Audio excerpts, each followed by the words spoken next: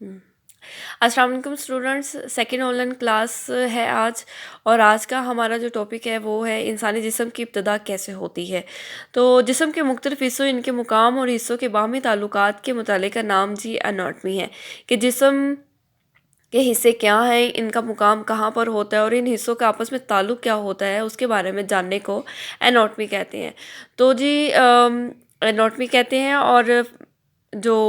جسم کے مختلف حصوں اور اس کے حصوں کے کام اور فائدوں کے مطالعے کا نام جی فزیولوجی کہلاتا ہے، کہ جسم کے بارے میں جاننے، جسم کس طرح سے کام کرتا ہے، جسم کی کارکردگی کیسے ہوتی ہے، سسٹم کس طرح سے کام کرتے ہیں، کون کون سے سسٹم مل کر آپس میں ہمارے انسانی باڈی کو چلا رہے ہیں، اور کن سسٹم کے تحت انسانی باڈی چل رہی ہے، ایک پورا انسان وہ اپنی کارکردگی سر انجام دے رہا ہے، ان سب چیزوں کے بارے میں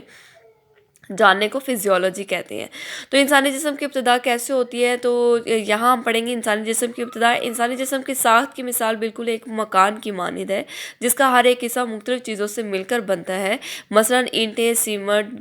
گارا، لکڑی، لوہا وغیرہ۔ دیکھیں کتنی اچھی مثال دی ہے کہ ایک مکان کو بنانے کے لیے ان تمام چیزوں کی ضرورت ہوتی ہے، اسی طرح سے ہی انسانی جسم کو بنانے کے لیے مختلف طرح کے سسٹمز کی ضرورت ہوتی ہے، اور جب وہ سسٹم آپس میں مل کر بنتے ہیں تو انسانی جسم تشکیل پاتا ہے، اور انسان جو ہے اپنی کارکردگی بالکل بہت اچھے طریقے سے سر انجام دینے کے قابل ہو جاتا ہے۔ تو ان سب چیزوں کو وہ اجزائے ساخت کہتے ہیں، جس سے کہ اس کی بیس بنتی ہے، انسان کی بیس بنتی ہے، انسانی جسم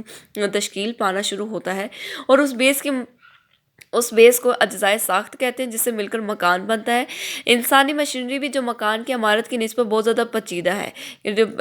آپ نے انسانی پوسچر دیکھا ہوگا، مختلف طرح کی وینز آپس میں جڑی ہوئی ہوتی ہیں، ڈفرینٹ طرح کے سسٹمز آپس میں جڑے ہوئے ہوتے ہیں، جو کہ ایک پورے انسانی جسم کو چلا رہے ہیں، اور اس کے پورے ہر ایک چیز کو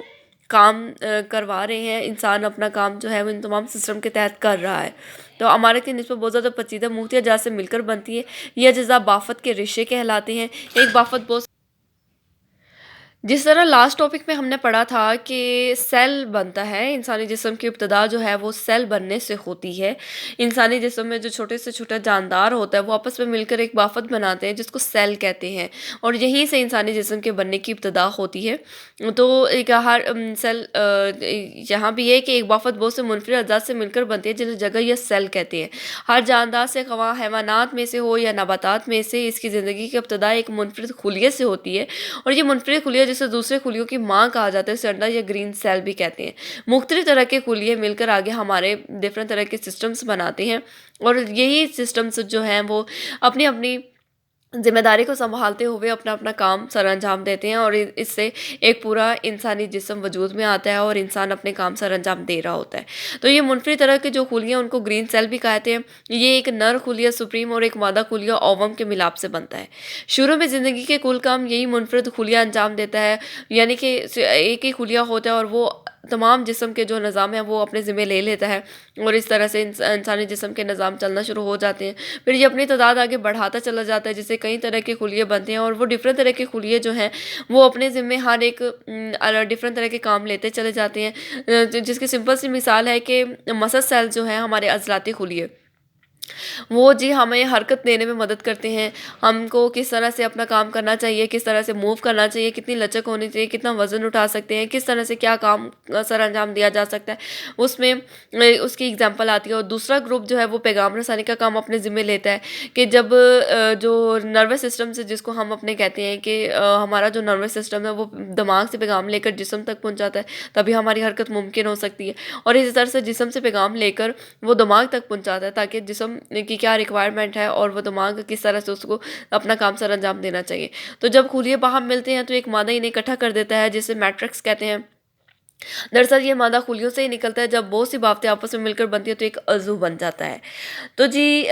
بافتیں جو ہیں وہ ڈفرینٹ طرح کی بافتیں مل کر سیل بناتی ہیں۔ اسی طرح سے ہی بافتیں جو ہیں انسانی جسم میں موجود جب بہت سے خلیے آپس میں ملتے ہیں تو وہ بافتیں بنا دیتے ہیں، یعنی کہ ٹیشوز بنا دیتے ہیں، اور انسانی جسم میں جب موجود بہت سے ٹیشوز آپس میں ملتے ہیں تو وہ ان کے آرگنز بنا دیتے ہیں، ان کے عضو بنا دیتے ہیں۔ اسی طرح سے انسانی جسم میں موجود جب بہت سے آرگنز آپس میں ملتے ہیں تو وہ ایک سسٹم تخلیق کرتے ہیں، اور یہی سسٹم جو ہے وہ انسانی باڈی کو چلانے میں مددگار ثابت ہوتا ہے۔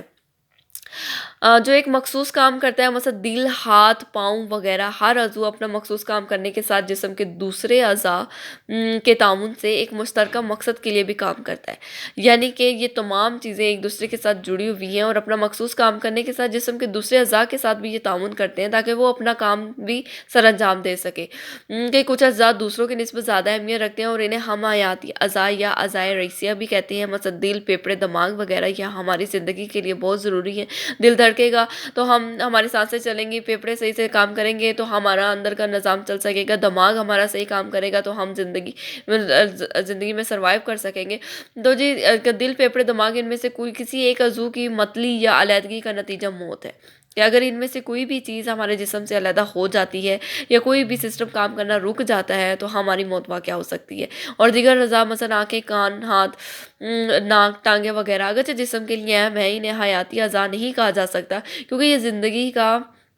पैकर नहीं है। ज़िंदगी के जो ज़िंदगी चलाने वाले जो निज़ाम है वो दिल, फेफड़े, दिमाग वगैरह है। ये हमें ज़िंदा रखने के लिए और ज़िंदगी गुज़ारने के लिए हमें इन चीज़ों की ज़रूरत पड़ती है। आँखें, हाथ, कान, नाक, टाँगें वगैरह ताकि हम अपने मकसद को पा सकें, ताकि हम दुनिया की हसीन मनाज़िर को देख सकें, ताकि हम अपने हाथों से अच्छे काम कर सकें, अपने कानों से अच्छा सुन सकें, अपने नाक से खुशबू से सूंघ सकें। क्योंकि इनकी अदम मौजूदगी ज़िंदगी की खूबसूरती को मुतासिर कर सकती है, मगर इनके ना होने से मौत नहीं वाक़या होती है। जबकि दिल, फेफड़े और दिमाग वगैरह के ना होने से मौत वाक़या हो सकती है। जब बहुत से अज़ा आपस में मिलते हैं तो एक निज़ाम तश्कील देते हैं जिसको सिस्टम कहते हैं। सिस्टम कहते हैं हमारे